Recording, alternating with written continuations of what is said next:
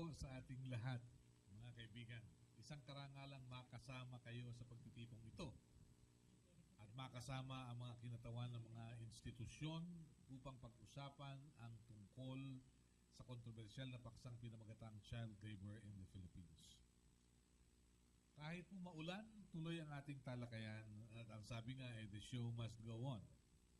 Mahalaga po ito sapagkat sinabi ng pamahalaan na napakaganda ng takbo ng ekonomiya sa pagkakaroon ng 7.8 at 7.5% na itinaas sa gross domestic product sa una at pangalawang quarter ng taon.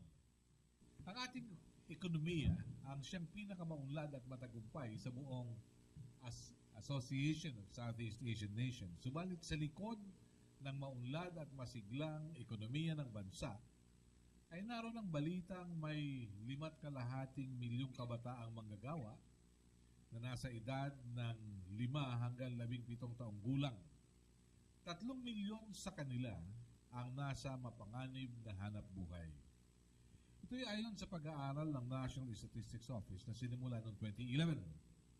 Ayon sa International Labour Organization, mayroong 215 milyong manggagawang kabataan sa buong daigdig. Kalahati sa bilang na ito ay nasa mapanganib na uri ng hanap buhay. Nakita ko ang special feature ng BBC kamakalawa ng gabi tungkol sa paggamit ng mercury sa pagmimina sa Indonesia na kinatatagpuan ng mga bata. Ganito rin ang larawan sa ilang minahan sa Pilipinas. Ang mapanganib na hanap buhay ay nangangahulugan ng malaking panganib sa kalusugan, kaligtasan at iba pang antas. Nahaharap sila sa mga mapapanganib na kagamitan at nakalalasong mga kemikal. Ang iba pang uri ng panganib na kinakaharap ng mga batang manggagawa ay kinasasangkutan ng pang-aabuso at mahabang oras ng pagtatrabaho tulad ng ilang mga sardinasan at paggawaan ng paputok sa Bulacan. Ito ay maituturing na pinakamatinding uri ng child labor. Nabanggit na rin kamakailan ng ILO World Report on Child Labor na bumaba ang bilang ng mga kabataang manggagawa ng may 30 milyon. Ang pinakaugat ng child labor ay may relasyon at koneksyon sa kahirapan at kakulangan ng makatao at kapaki-pakinabang na hanap buhay. Mga kaibigan, sisimulan natin ang talakayan sa araw na ito at napakagandang pag-usapan kung ano ba ang sitwasyon sa Pilipinas. Sinasabi po na ito rin ang dahilan kaya't matamlay ang monolog ng mga dispatsadora sa mga kilalang mall sapagkat sa ilang oras ay narinig sila nagsasabi ng happy to serve kahit na may pag-aagam-agam sa kanilang kalooban. Today, we have with us the Country Director of the International Labour Organization, Mr. Lawrence Jeff Johnson, Director Charisma Satumba of the Department of Labor and Employment, representing Secretary Rosalinda Di Mapilis Baldos, Mr. Luis Daniel de la Cruz of the Sustainable Development Projects of the Department of Social Welfare and Development, representing Secretary Corazon Juliano Suliman. Sana'y nakarating si Ginoong Rafael Mapalo ng Trade Union Congress of the Philippines, subalit wala raw na arkilang bangka kaya hindi nakarating sa ating pagtitipon ngayon. For Director Lawrence Jeff Johnson, how has the Philippines done or how has the Philippines achieved its targets in reducing child labor compared to other ASEAN countries? Director Johnson. Thank you very much for having us here. The child labor issue is a very complex one, as you know, and the Philippines has been addressing this for more than a decade. Been more than a decade. Currently, the latest estimates show that we have about 3 million children involved in child labor here in the and if you look around the region, we know that the estimates, we've been seeing some progress in the decline within the region and globally. We're not able at this point to really talk about Philippine progress in absolute numbers, but because it's been, the methodologies have changed somewhat over time in terms of how they measure. But from my experience, what I've seen, the issue of child labor is a priority for the Philippines. The issue, how we approach this is through decent and productive work. No parent wants to see their child engaged in work, but they do this strictly out of necessity loved ones can survive another day. How we move forward, though, I want to be clear. It's not just the role of the government. It's the role of every citizen within the country and globally. We need to ensure that the goods and services that we're buying are free from child labor. That requires an informed consumer. We also need to ensure that we are looking at services, either whether it be domestic work or other services we buy, we're ensuring those businesses provide decent and productive work for parents. The third is we need to ensure that we're providing an education for our child. Because again, the issue in terms of economic growth, it's not about the level of economic growth, but more importantly, how we achieve that growth. And we need to achieve it through decent work, requiring workers to be productive. So we need to reward those businesses. And if we are to compare the situation in the Philippines this year with that of previous years, have we made any milestone, if you may, Director? Well, it's difficult, like I said, to answer that question. We know that currently we stand about 3 million children are engaged in child labor. And unfortunately, boys are disproportionately affected by child labor more than girls right now. We see that. And that's because children often, young boys get drawn into work on the farms, work in fisheries, mining, pyrotechnics more often than girls. Girls have the opportunity of slightly more to go to school, but the issue of comparing over time, it's hard for me to actually do that because 10 years ago when the surveys were done, they were slightly different. So to say what they are, it's not easy for us to do. Over the last decade, the ILO, working with our constituents, have come up with the definition of hazardous work. So again, comparison is hard, but I actually feel in the Philippines there is progress in terms of awareness and in terms of how we're reacting to it. But unfortunately, I don't have hard numbers to say what that change has been. Thank you very much, Lawrence. Director Charisma Satumba of the Department of Labor and Employment, gaano po kalawak ang inyong pagsisiyasat o pagkakaroon ng inspection sa mga pagawaan at kahit na sa kalayunan, meron naman kayong Bureau of Rural Workers, di po ba? Kung anong kalagayan ng ating mga kabataang nagtatrabaho? Ang DOLE po ay merong labor inspectorate program. Ito po ay ini-implement nationwide. At ang maganda po dito, kasama na po sa inspection checklist ang pagtitingin kung meron bang presence ng child labor sa mga establishments. Pero in reality po talaga, mas marami po talaga na nasa agriculture, kagaya nga ng sabi ng NSO survey. At pag agriculture po, nasa informal sector yung mga yan, kasama ang mga magulang. So iba po ang method ng pagsisiyasat natin dyan, hindi po inspection. Kung hindi, talagang katulong ang, kailangan po natin ang tulong ng local government at ng iba't ibang ahensya. So through the local government, nandiyan po yung mga barangay councils for the protection of children. Inaasahan po natin sila na palakasin yung kanilang mga councils para po atignan at ma-respond agad kung merong mga batang manggagawa sa kanilang mga lugar. Director, meron po ba kayong maipababatid sa ating mga tagapakinig, mga manonood, kung saan kayo naging matagumpay na barangay? Okay. Okay. Gusto ko pong, pwede po bang bago ko sagutin yan, dagdagan ko po yung sinabi ni Director Chef Johnson kanina kung saan na yung progress natin. Please. Halos 3 dekada na po tayo na merong ina-address itong issue na ito. At yung unang dekada talaga, sa totoo lang, napakahirap po dahil nung time na yun, meron nag-exist ang child labor pero wala pa yung pangalan at ay halos ayaw i-admit ng mga barangay na merong mga batang manggagawa sa kanilang mga lugar. At ang na-achieve po natin dyan through advocacy efforts ng ating mga partners, meron po tayong Philippine Program Against Child Labor. Sabi nga po ni Director Jeff, it's not only the government who does the work, lahat po yan, employers, workers, mga lahat ng government agencies.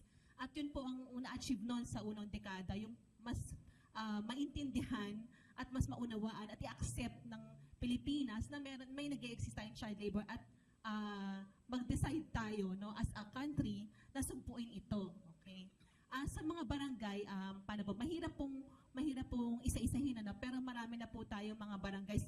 In fact, meron po noong 2012, meron tayong i-launch na programa yung Towards Each Child Labor Free Barangays. Ngayon po, may mga in-enroll na ang ating mga regions na 132 barangays na tinatarget nila na maging child labor free by end of 2016.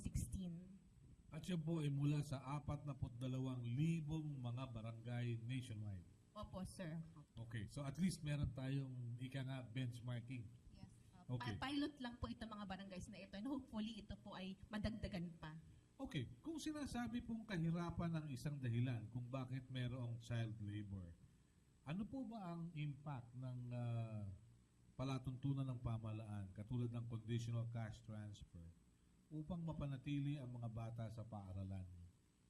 Yes, please. Mr. Luis Daniel de la Cruz. Meron po akong data rito, no? Yung second quarter 2003 program implementation status report ng Bantawid, ano? And according to this data, yung out of the 5,796,000 children monitored from 6 to 14 years old, ang attendance nila sa primary and secondary school ay 98.73%. So that's a very high rate, no? So may mataas yung compliance na rate ng CCT, conditional cash transfer. Because of that program, there's a condition that the children will have to go to the school. So for the parents or for the family to receive the conditional cash grant. So mataas yung compliance rate. Kung hindi walang kondisyon, this would be much lower. Okay. Pero ang tindi po kasi, ang sabi, Lunes hanggang Biyernes, pumapasok. Pagdating ng Sabado at Linggo, nagtatrabaho. Paano po yun? Depende po kasi yan, ano, para sa, ang child labor, it is child labor pagka ang bata ay hindi nakakapag-aral, when they are subjected to hazardous work or exploitative work, no? Kung ang trabaho po ng Sabado at Linggo ay magaan lamang at hindi naman sila nasasadlak sa delikadong trabaho, kasama nila ang kanilang mga magulang, okay lamang po ito at may time sila maglaro. Pero kung kahit Sabado at Linggo pero hazardous child labor po yun, baka kailangan pa rin po tignan kasi according to the NSO, marami po rin po doon na although nasa school pero hazardous pa rin yung work nila, and ang objective po talaga natin ay matanggal sila sa hazardous work. Okay. Meron po kayang survey ang DOLE tungkol sa mga bata na nasa minahan? Marami na rin po tayo mga naging programa like for example sa Mount Diwalwal, no, meron tayong programa doon against child labor in mining. Even po sa Paracale, sa Camarines Norte, may mga programa po tayo doon para maalis sila sa activities, no, specific activities sa mining na talagang delikado para sa kanilang kalusugan at katawan at para makabalik sila sa pag-aaral. Okay, nagtatagumpay po ba naman yung ating palatuntunan para mapigilan sila sa ganong exposure? Nagtatagumpay po ba naman yung programa para mailayo sila sa mapanganib na kalagayan? Dahil po comprehensive po kasi yung approach namin, sir, kailangan mabigyan ng hanap buhay ang mga magulang. Dahil kung may hanap buhay ang mga magulang or meron silang pagkakakitaan, mas madaling alisin sa ganitong klaseng trabaho ang mga bata. So, comprehensive po yung approach namin. May nabibigay tayo ng mga livelihood para sa mga magulang at yung mga bata ay through the partnership with with the private sector at ibang government agencies ay makapag-aral po silang muli. So may mga scholarships, may educational assistance in the form of uniform, school allowance, tuition fees, or kung hindi man po sa formal schooling, kailangan binibigay na i-refer natin sila for alternative learning systems. Okay, let me ask you, Director and Louis, how would we define poverty in the Philippines? Because according to some children in Singapore, they consider themselves poor when their rice cooker is out of order, and that's poverty for them. Whereas in the Philippines, a child would say they are poor if they have nothing to cook sa kanilang palayok. So, ano po ang paraan? Ano ang ating definition ng poverty in the Philippines? Louis, siguro simulan mo. merong pag-aaral ng DSWD, may mga tools siyang ginagamit yan. Merong poverty threshold na ginagamit, no? Para malaman natin kung sino yung mahirap, sino mayaman. Ngayon, yung DSWD will have a second assessment this year, no? Before the end of the year, mag-i-start na yan. Doon malalaman for a certain number of population, magkakaroon sila ng survey. There would be tools again to be used na para malaman kung sinong mahirap at hindi. Okay. Sa labor po, Tama po si Louie, no? Ang ginagamit po natin siya, actually, income din kasi yung poverty threshold, as sinasabi natin, a family is poor, a household is poor if it is living below poverty threshold. For example, sa NCR, ang poverty threshold, I think, is about 200 something eh. So if you live below that, you are poor, no? Tapos based po yan sa family and, income and expenditure survey na inilalabas ng National Statistics Coordinating Board at nakalagay, so basically it would comprise food and non-food requirements. So mga pagkain at saka yung mga basic needs na kailangan ng isang individual o ng isang household. okay. Jeff, from the outside looking in, do we have sufficient laws in the Philippines to prevent child labor? If we're to compare this with other countries, how would we stand? Well, again, the legislation that's been passed and the laws on the books, in many ways, the Philippines are out in front. The issue is not so much one of legislation, but more one of enforcement and society becoming involved. I go back to the issue of how to get involved. We were aware earlier this year about the children caribou that basically were working to haul logs down the mountain. And what we saw there is where DSWD, Department of Labor, DILG all came together to basically address this issue. And the issue, again, it's not about what government can do and how government's responsible alone. It's up to each of us. Now, again, what I see here in the Philippines, being here 3.5 years, that the government, civil society, in terms of the workers and the unions, are actively involved in this and trying to address this problem. But the issue, the underlying issue is, again, as we were just talking about, is poverty. And we do have good measurements of poverty, but how do you address poverty? We're back to the income issues we were speaking earlier. In order for families to basically be able to not only survive but thrive, how do we ensure that they have decent work? And we talk about productivity.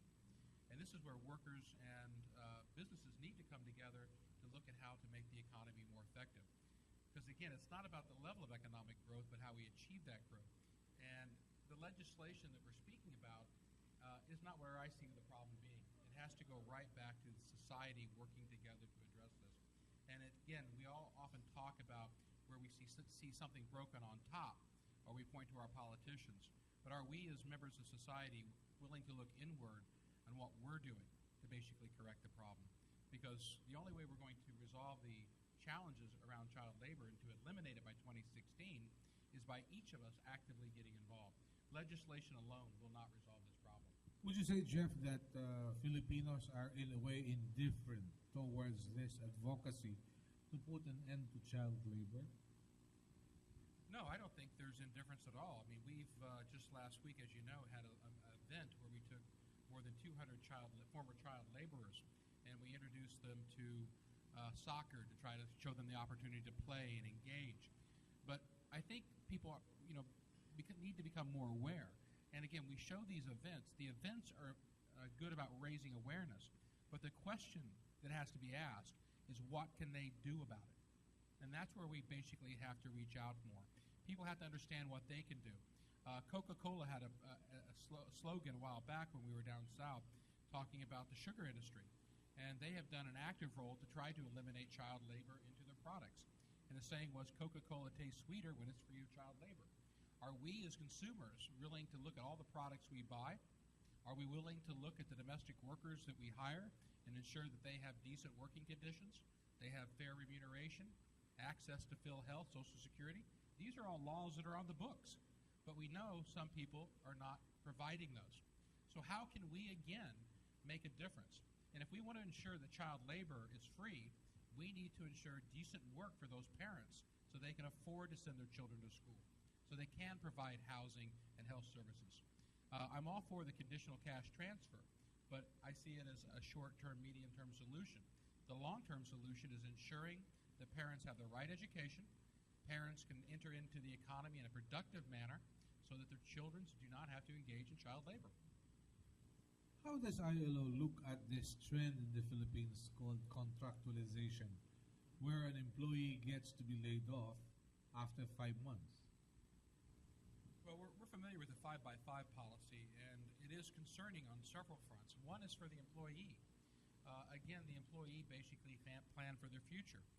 I would turn that question back to these businesses that do this. I've written many books on productivity, and the challenge is we know that with tenure comes increased productivity. And if you're laying off an employee after 5 months, he's just now learning the job, whether it be a waiter in a restaurant, a retail service provider. Now, we've all been in stores around the world, and here in the Philippines, they all walk up and say, you know, hello, how are you, how are you? But once you start asking questions, some of these people don't know about the products. And this is a very short vision for the employers. I can attest to it. If you get a well-trained restaurant staff member or a retail trade staff member, they can sell more products and they'll make their customers happy in return. This is something that we need to change here in the Philippines. Again, are we as consumers aware of these products and how these companies operate, and are we willing to make a change? If we see a problem, again, government is not the only solution. They're part of the equation, but we need to come together around those issues. I heard Secretary Rosalinda Baldos last May 1st when she hosted a roundtable with media practitioners that there's no problem with jobs in the Philippines, but the problem is job security. And if there's no job security, then you don't have workers to pay for social security. Now, what will happen to those who are about to retire? If you don't have enough money for social security, then chances are even the GSIS and even private employees like under SSS would tend to suffer. How do you look at it, Jeff? Well, you're speaking about retirement. This is another issue again. What we often refer to in the ILO and around the world is the 3 pillars of retirement. The first of that is a social security system. The second is private savings, and the third is pension. And you're absolutely right. If we don't have those strong 3 pillars, then the chair won't stand. How do we ensure that when workers are engaging and providing their services to an employer, they have access to a pension scheme and access to Social Security? And I think these are critical elements. And we need to ensure that when people engage in the economy through their productive life up to the retirement, then there should be those pillars. All 3 pillars need to be in place. But we're back to the issue of productivity. A firm has to make a profit. It is not a social statement. We support businesses, but they have to be able to make a profit. So workers and employers coming together to make sure those businesses are productive and make a profit is essential. But again, oftentimes I hear is, well, we need to cut Social Security. We don't want to pay for this. We don't want to pay for that because our competition is not doing it. So it's often what we call the virtual spiral, the race to the bottom. And the only way you can change that is through society. Society is saying these businesses are operating in this manner, whether it be with child labor or these businesses operating, not providing decent work, is when society makes that decision and says we're not going to buy those goods and services, we're not going to support those businesses because they're not operating correctly. It's more than just an economic decision for consumers when they buy something. It's not just about the price you pay now, but what price you're going to be paying later. So it's up to each of us to make those hard decisions.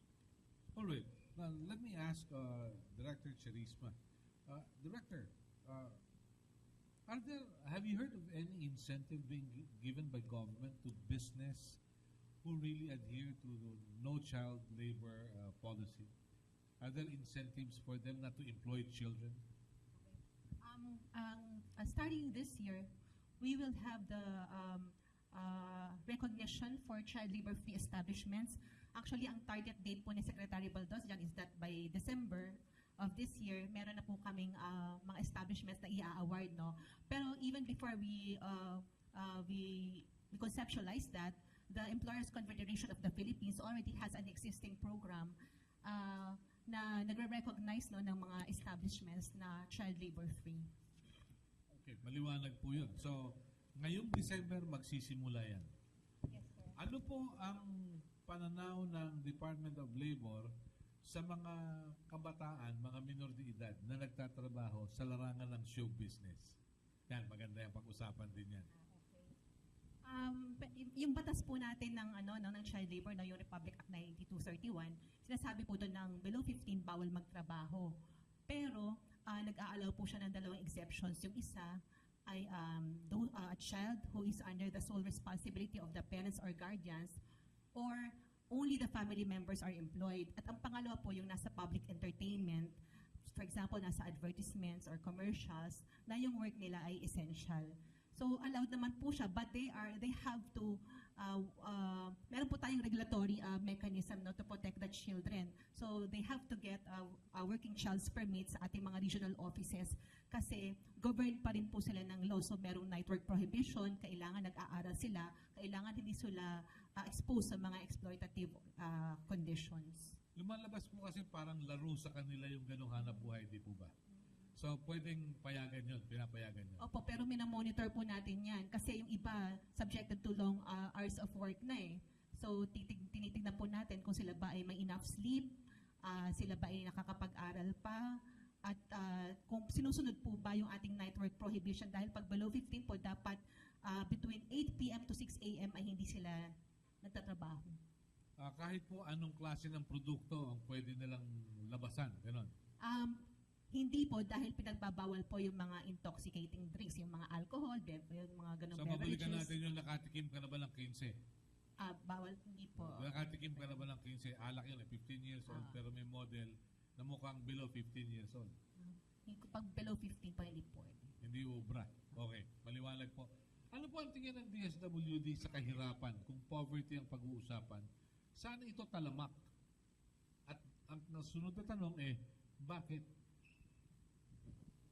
Kung sa talama po, I think nationwide naman po yan. That's why yung household coverage namin is nationwide din.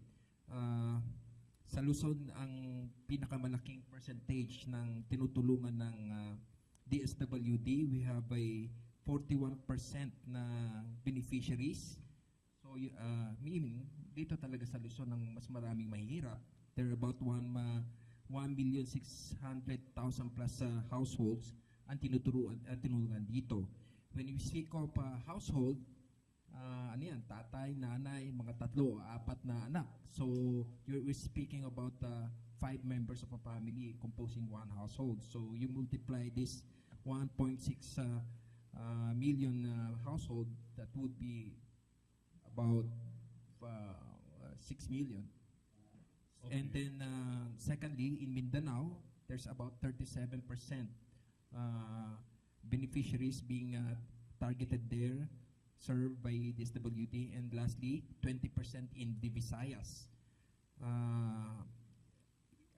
Wala akong kinalaman to doon sa bilang ng botante, ha? Hindi po. Wala yun. Mabuti na po yung maliwanag.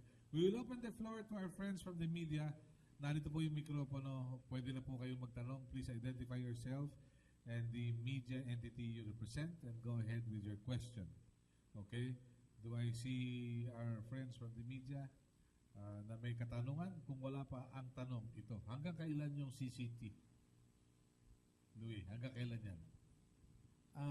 Lately, siguro narinig nyo naman sa SONA yung pronouncement ni President and also our Secretary, na-move na yung age sa 18, But yung budget for this one, siyempre, dinideliberate pa.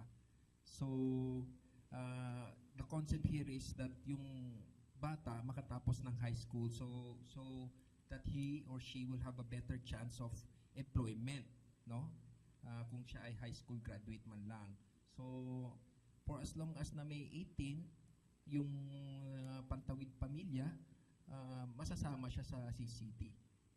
But this is not the only program na binibigay sa mga pantawid pamilya. Currently, we have the Sustainable Livelihood Program, which is where I belong. Ito yung transition program na ginagamit namin to help the beneficiaries transition from conditional cash grant. Time will come that the CCT will stop, and the sustainable livelihood will be there to help the beneficiaries. Number one, either enter into a micro enterprise, or two, find a employment. No, so with the sustainable livelihood program, we are now converging with the DOLE Integrated Livelihood Program and other programs of the national government in livelihood. So now we have convergence with a lot of agencies. Now we're now helping each other to help the poor in accessing micro-enterprise facilities. No? So yun yung karamihan ng tulong namin ginagawa ngayon. In fact, the bulk of our beneficiaries under the Sustainable Livelihood Program as of June 2013, most of them are in micro-enterprise development. 139,000 was given capital seed fund as compared to merely about 6,000 or 5,000 plus being assisted for actual employment. So we're promoting micro-enterprise given that a lot of only a few slots for employment are available. Masasabi po ba natin matatag itong mga ganitong intervention ng DSWD? Nagtatagal po ba? Palagay ko naman po, nagtatagal naman po. Considering na yung, for example, in the case of Pantawid, started 2008 pa, no, with a few municipalities. And lately, yung Sustainable Livelihood Program continues naman na, pero before, it was known as the SEAK program, na nagbibigay na talaga ng capital seed funds sa mga beneficiaries way back. No? Opo. Pero muna itanong yun, sa Bicol, merong mga samahan ng mga magsasaka. Subalit, kada taniman, kada anihan, lalo silang lumuluha sapagkat kahit anong gawin, sakop sila at hawak sila ng mga komprador na inuutangan nila ng mga fertilizer at iba pa. Ang pangamba ko po, kahit meron tayong micro-enterprise, pag pinasok yan ng malalaking may grocery at iba pa, laglag ang negosyo. Ano po kaya? Well, sa Sustainable Livelihood Program, hindi lang basta namin binibigyan ng capital yung, we're not just giving capital to the beneficiaries. We're training them with a lot of tools, including value chain analysis. So if there's a lot of competition already with a particular business, we would we would recommend only that they would go to another business where there is less competition, so they would have a better survival rate.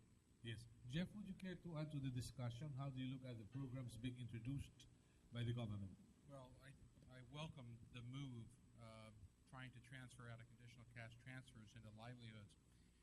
We have several projects we're working on with the Department of Labor. We're also working with BDA in Mindanao, where we're actually looking at doing such value chain analysis, but with a slightly different approach. There's a lot of focus on micro enterprises, and what we're actually advocating is for really more scaling up.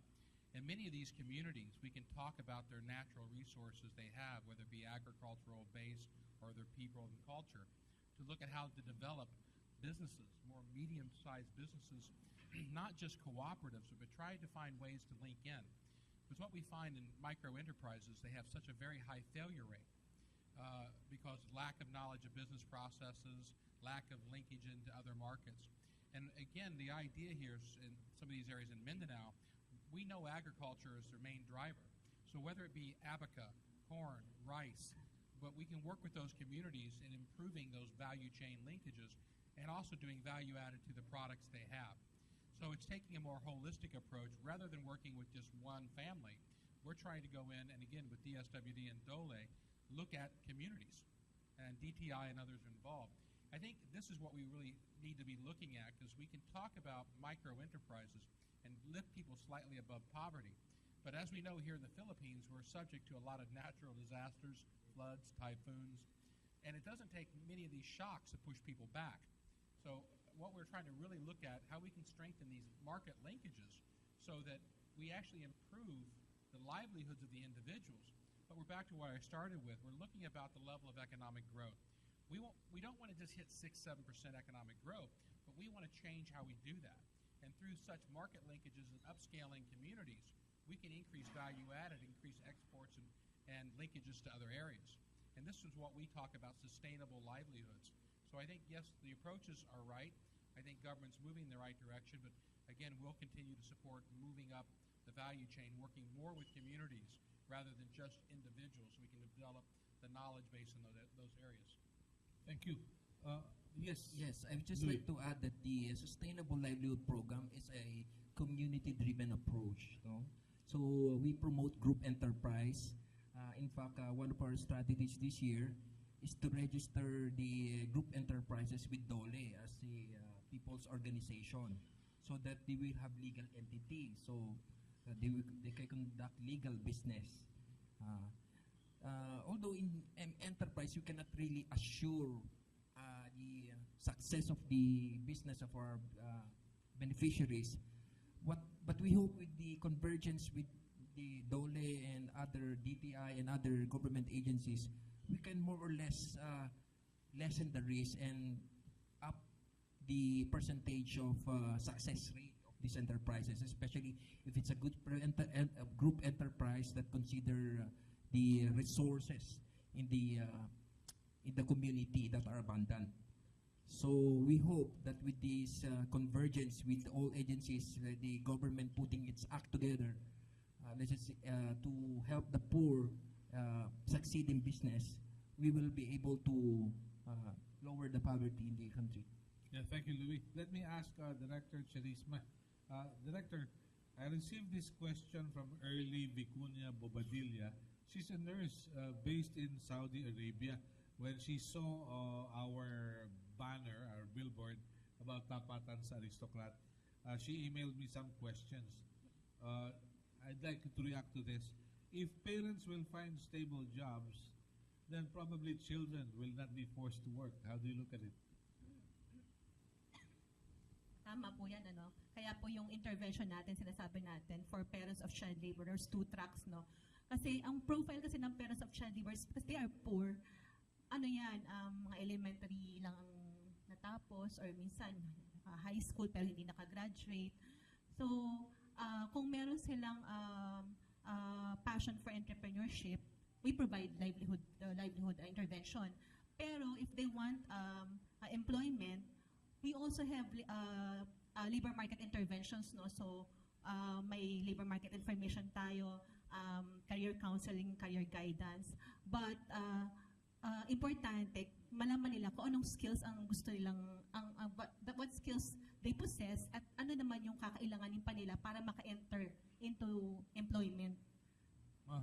Okay, do we have enough stable jobs waiting for qualified people in the Philippines? Ang sinasabi po ni Secretary, no, we have jobs. Ang problema po, meron tayong mismatch, no, ng skills at saka yung skills ng mga graduates natin, the available skills, and yung available na jobs natin. So yun po yung binibridge natin ngayon together with TESDA and other agencies. Thank you, Director. Jeff, the most important term we heard is mismatch. Coming from the outside looking in, how can ILO help solve the mismatch? Well, first I would say the ILO will not solve mismatch. It's up again to government and society. The thing is, we're already working with Secretary Baldos and Bless and others. Part of the problem is the information that our young people have. Closer, please. Part of the problem is the information our young people have, plus what our schools understand as well. We remember for the economic crisis, one occupation the Philippines were training for was nurses and healthcare workers to go abroad. The economic crisis hit, demand fell off in Europe and North America. You had nurses that basically could not go abroad any longer. And this system, how did they learn about being nurses? It was always through hearsay. And we've been working with the Department of Labor to actually tap data that's here in the Philippines, the labor force survey, and actually look at how the economy in the Philippines moves and what occupations will be in demand now and 5 years from now. And these are called labor market projections, and they're used to help guide how we can train our young people. So organizations such as TESTA and our primary and secondary education system can get and understand where the demands are. Your question is, are there jobs now? Yes, there are basically vacancies that are out there, whether it be in the BPO sector or in healthcare or others, they're there. We know through a 2007 survey that we saw, for example, medical transcriptionists are in short supply. So could we take those nurses through additional training programs at TESTA and retrain them to be medical transcriptionists? Yes. There are other jobs that are like in the hotel and restaurant industry that are in short supply locally. And again, could we take those people who work in food stalls or basically home-based workers who understand this and through short duration training help them fill those voids here in the Philippines? Yes. But again, in order to address the problem in the medium term, we need to have better labor market information that basically helps us do what we call the school-to-work transition. So whose job is it this time? It's everybody's job. So I would say Department of Labor is actively involved in this role. I know that we've been working with TESTA. Again, the unions are involved in this discussion, so is ECOP. And again, so everybody's involved. But it's up to us again to come together and say, this is our problem. How do we work together to solve it? Because I think this problem can be easily solved in a short duration. But it requires all of us to be actively involved. Government can provide the information, but people have to be willing to digest it. The Philippines is no different than my own country. You ask many people about their favorite singer, the favorite basketball team. They know all the stats and everything about them. But the minute you ask about things like labor market information, economic growth, we don't know as members of society. So how do we get our society more involved in understanding these issues? That's where we can make a difference, an informed consumer. Thank you. What has DOLE done so far to address the mismatch? We are partnering with the industry. So yung kagaya ni Director, yung sinabi ni Director Jeff, no, importante talaga na yung labor market information is accurate. At saka, so yung industry, no, so yung employers as well as the workers groups and the government should be able to provide this accurate information do sa ating mga newly graduates. Okay. Sa DSWD po, ano ba ang mas maganda sa inyo? Mas maraming mahirap o mawala yung mahihirap? Dahil mukha sa inyo lahat ang bagsak eh. Louie. Siyempre na po, gusto namin mawala na yung hirap. Kaya gusto namin mangat ng lahat. Kasi one of the reason na associated kasi yung poverty with crime, di ba? So kung there are less poor people, probably there will be less crime. Well, less poverty, less crime. Maganda pag-usapan yan. Okay. Now, baka may tanong yung mga kasama natin sa media. Parang Joseph, may tanong ba tayo? Yes, Tess. Pakilapit lang sa mikropono. Please go ahead. Tess is with the Catholic Media Network. Good morning. How do I phrase this? To quote Pope Francis, we have to deal with our elderly, who is our past, and the children or the young people, who are our future. In the case of the problem at hand, it looks like Jeff, if I may call you Sir Jeff. Mr. Lawrence, Director Lawrence Johnson, he hit the nail on the head when he said that when he quoted the pillars of retirement, because unless we see the problem of how we deal with the elderly, it will be difficult for us to deal with the problem of children, child labor, and youth problems. And that's the reason why up to now, I really feel pain. I'm a professional social worker also. And I happen to be also a president and a director of an NGO. And it's very difficult to really bring together, as you said, everyone's concern for the problems at hand, simply because we have not been trained to do so. We have a culture where we are so dependent on government. And then when government fails to deliver the services that we citizens expect, then it erupts into scams, into problems that we have had just recently. Now, the point that I'm trying to raise is this. Concreto, for DOLE and for DSWD, can you cite instances where you have models in Luzon, Visayas, and Mindanao, or success stories of communities, which Melo has been asking earlier but which was not answered, such that we can say, that's what we can do and we can replicate that everywhere? Do you have success stories in Luzon where you have communities, employers, public sectors, labor groups coming together to address the problem of child labor? Or do you have success stories of CCT programs, at least in Luzon, Visayas, concretely, where you say, we have this number of people who have graduated, at least in elementary, because such and such groups work together? We need models eh. Sawa na tayo ng talk. You know, we need to grapple with the problem and say, everybody can do it if only we can emulate some individuals. Kasi statistics will not help us, Okay. but lives do. So, what you're saying is, bigyan mo kami ng sample. Yes, konkreto. Okay.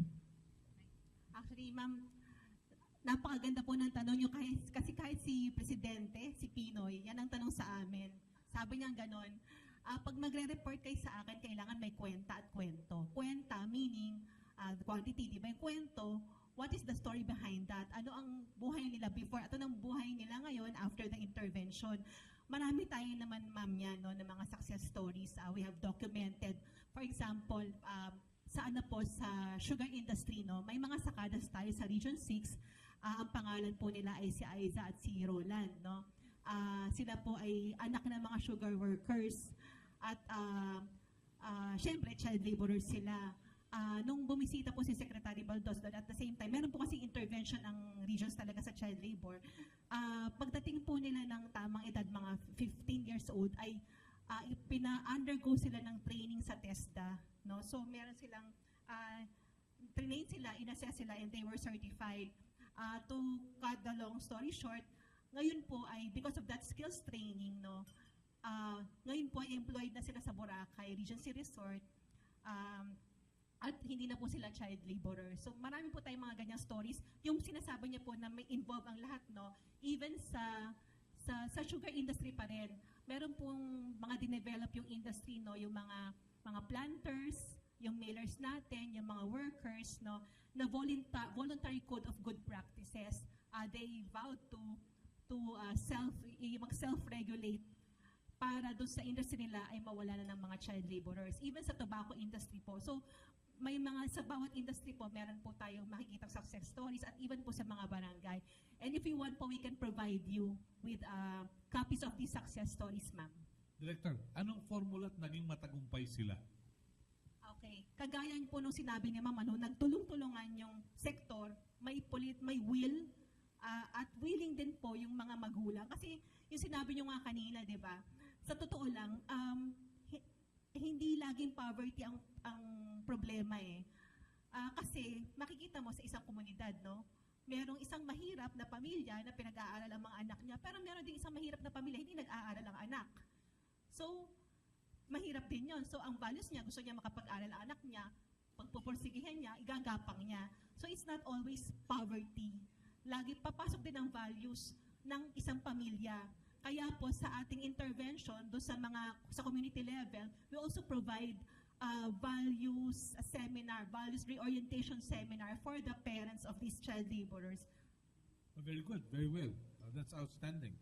Now, how has consumerism affected the mental framework of these minors? Yung passion for new cell phones, yung passion for new clothes, yung mga ek-ek na kailangan para gumanda, pampapaputi at iba pa. Naalala ko po nung mga early 2000 siguro yon, kasi merong mga children who were employed as GROs in 2 nightclubs in Quezon City. Tapos nirescue sila ng DOLE together with DSWD, with the PNP. Tapos nagagalit yung bata, sabi niya gano'n, bakit niyo ako ni-rescue? Kaya niyo ba akong bigyan ng 3,000 a night? Kaya niyo ba akong bigyan ng magandang cellphone? Kaya niyo ba akong ibayad sa kondo? So yun yung mentality, no? And nakakalungkot po kung ganito yung mentality ng mga bata. Even yung mga victims of child trafficking, mostly ganito rin. Those coming from Visayas to Manila, parang gusto nila makita ang Manila, ano bang meron sa Manila, akala nila dito nila makita yung mga pangarap nila. And they end up as abused child domestic workers in prostitution dens. Yes, Jeff, how would you care to react to that? How has consumerism affected the mental framework of child workers in their passion for new clothes and cell phones and the like? Well, that's really Also, please. that's really outside of, we say in America, my wheelhouse. But the issue is that it does have an impact. When we have a consumer-based society without values, we need to basically educate our children on these elements. There's nothing wrong with market-based economies and advertising consumerism, but the roles of the communities, the parents, and others to educate these children is essential. And again, I have 2 daughters myself, and I understand the challenges that we all face as parents. They're both teenagers. Of course, they have to be taught these values at a young age, and we talk a lot about it with my daughters, and understanding when you take a new cell phone, what impact does that have on the environment, but also what it takes to earn that. And again, do we, with our children, help place the value on education? Because the thing that I want to say very clearly, what drives child labor most of the time is poverty. It drives children that are in poverty are not worried always just about the new cell phone. Many of the families are worried about surviving another day. That doesn't mean the other side of the coin. We know about the issues of trafficking. We know that kids want certain things, but again, we have to look at the communities they're coming from and how they're trying to thrive rather than survive. So it's not necessarily moving the blame over to the market-based economy and consumerisms, but back again to the communities and the families, etc., but ensuring that these children are in an environment where they are provided their basic needs and their families can basically stay together, because we need to ensure they have those values. Are you optimistic that we will be successful in introducing better values to our children with the kind of a consumerist-oriented media in the Philippines? Well, on a personal note, Closer, please. this is not the ILO, but this is me. I believe they are. I think here in the Philippines, I've been here 3.5 years. I've worked in many countries around the world, but I see the strong values here. And again, I think it's up to the families. I am optimistic. But again, what rules are we putting in place about this consumerism in the media? I mean, these are things we really have to look at, how we want to enforce in society. Now, again, this is me talking, not the ILO. But there are issues out there that are important, and I think there are strong values. So to answer your question, am I optimistic? I think the term often I use is pessimistic but optimistic. So I think it can be done, but it's up to us. And I like the comment you made earlier. That's about the issue, the society looking towards government. You say it wasn't the way you were taught to think. Society wasn't taught to. Again, I think there's some truth to that in many places around the world. Everyone's looking for somebody else to solve the problem. It's not, again, the problem of government. It's the problem of all of us to solve. And government will play a very vital role in child labor. So will the trade unions, so will the social partners, so will NGOs, etc. But at the heart of this is really, again, poverty that drives us. So what are we going to do to ensure that we provide the right environment, the economic environment, so that these families are not forced to put their children in harm's way?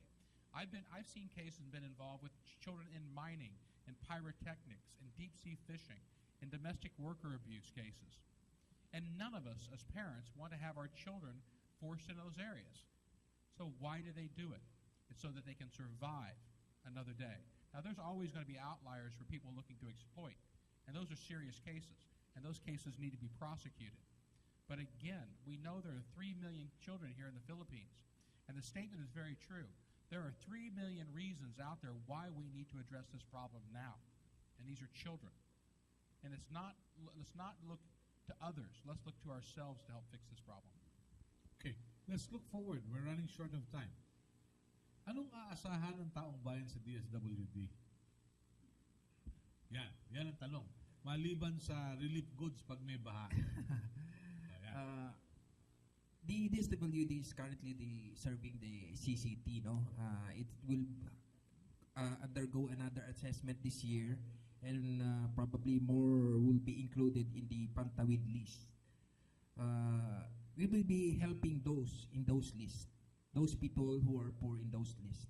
And there is this Sustainable Livelihood Program that would be the transition program once the Pantawid Pamilya beneficiary has graduated from the Pantawid Pamilya program. We are now working with with DOLE and other agencies, and we're putting our acts together, so to speak, so that resources are put in the right place, so that we are able to make a greater impact to the poor. That's what I can say. Okay. Mula po sa DOLE. Okay. Kagaya po na sabi nyo kanina, no, meron tayong economic growth, no? And si Presidente, ang sinabi niya, I focused first 3 years of my administration dun sa economic growth. But I have to see that it trickles down, no, to the poor.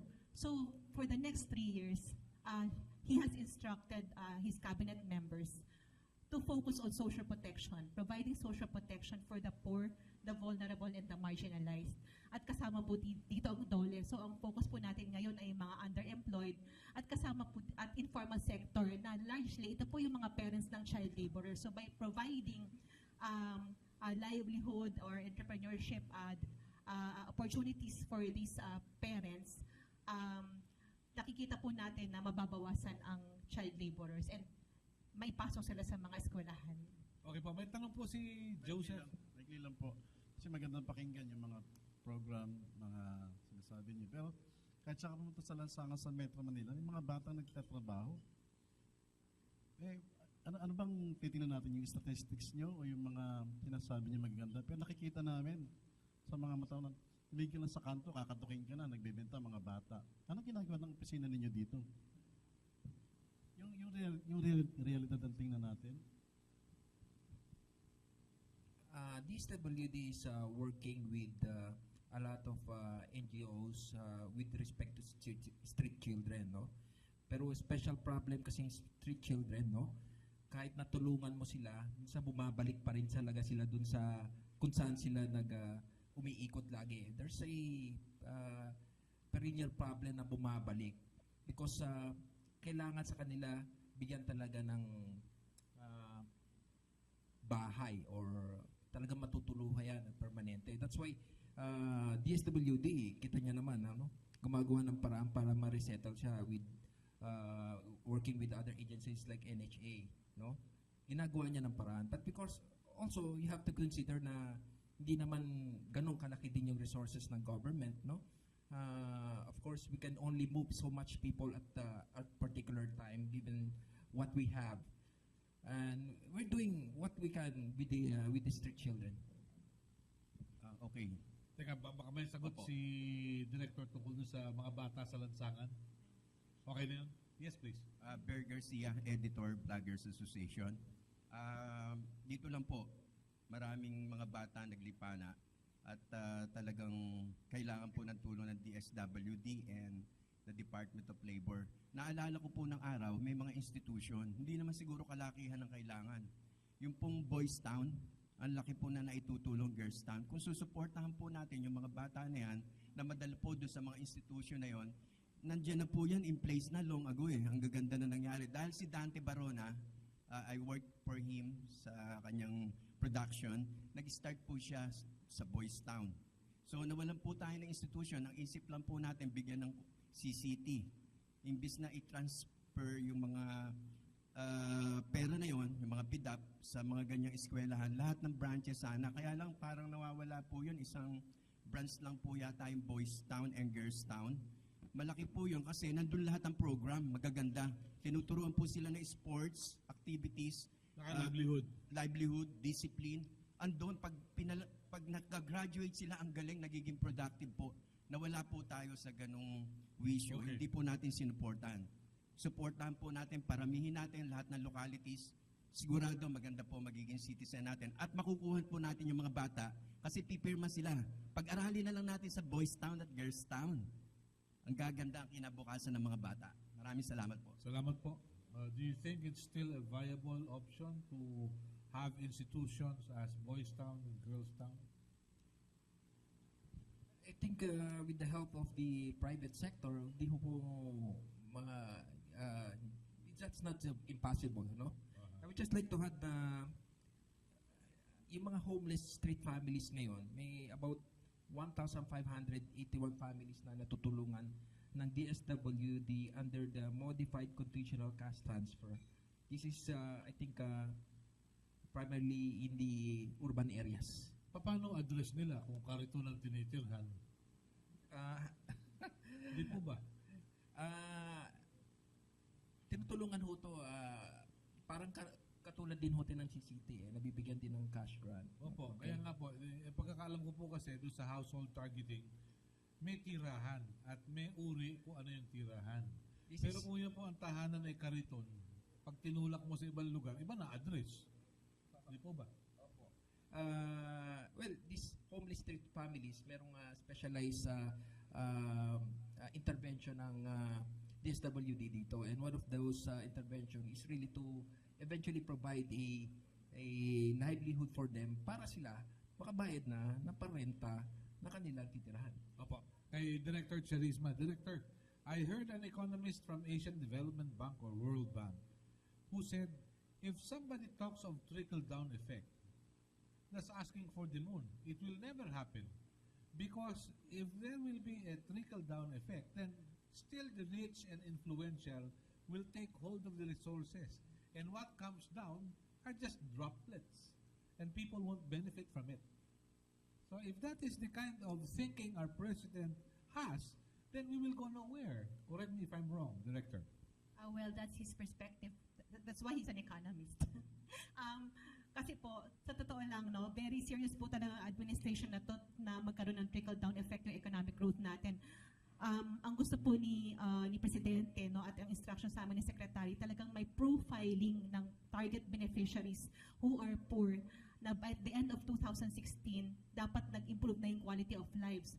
So, kunyari, yung National Household Targeting System, sa CCT, meron silang 5.2 million na tina-target, and by the end of 2016, dapat itong 5.2 million na poor na ito ay maayos na ang nag-improve ang income, no, at saka yung level ng yung well-being nila. Kami naman po may target kami na 2.5 million underemployed na workers who are in the informal sector na bibigyan namin ng integrated package of services including working capital, skills training, productivity training, so that by the end of 2016 they will have an increased income, and at the same time matarget po natin na yung mga anak nila ay hindi mawala na sa child labor at makapag-aral po sila. Thank you very much, Director. May we have your words of wisdom? It says, according to some people in the industry, it will take 250,000 pesos to create a stable job. Do you think we can generate good jobs for qualified Filipinos? The short answer is yes, but I think the equation is slightly different. Here in the Philippines, if you look at the employed, 46% are among the vulnerably employed. These workers hardly earn enough to survive and keep themselves going. In the Philippines, we hover on employment between 6 and 7%. The simple question is, if you have a hole in your banca that's 46 centimeters wide and 1 7 meters wide, which are you going to fix? And it's a very clear answer, because if you can actually take those 46% and help make them productive in terms of their work, move them into creating value added and actually creating economic growth in GDP, you get a significant multiplier effect. So as these people earn more money because they're now more productive, they create demands for goods and services in the economy. So yes, I am an economist. I got 25 years experience working in many countries. I think what the president's position was more that the top level of the economy seems to be working with the BPOs in certain sectors, and his focus on social protection is critical. However, what he also said was, how do we work to make these workers more productive? How do we arm them with the right skills? And through the social safety nets, education, and activities, we can have an impact. And if we can address how to make that 46% more productive in the economy, we can have a reduction and elimination of child labor, we can stimulate the economy, and really become one of the true tiger economies of Asia. Thank you very much, Jeff. With that, we bring to a close today's presentation of Tapatan sa Aristocrat. I would like to inform everyone that there is no truth to the saying that God so loved the poor that He created many of them. The reason why we have so many poor people is we have an unjust society, and we look forward to a better society in the near future. I'd like to thank all our guests who took time out despite the inclement weather. Director Lawrence Jeff Johnson, Director Charisma Satumba, and Luis Daniel de la Cruz of DSWD, and to each and every one of us, thank you very much for joining us. Maraming salamat po.